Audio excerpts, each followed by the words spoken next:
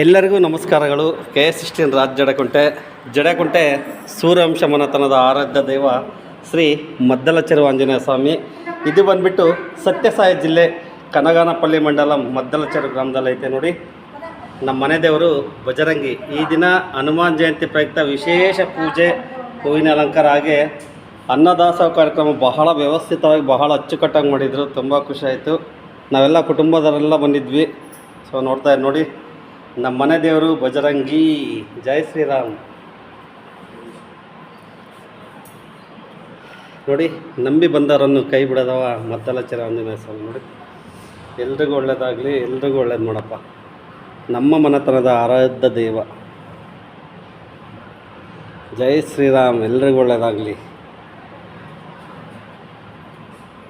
ನೋಡಿ, ನಮ್ಮ ಮನೆ ದೇವರು. ಜೈ ಶ್ರೀರಾಮ್, ಜೈ ಶ್ರೀರಾಮ್.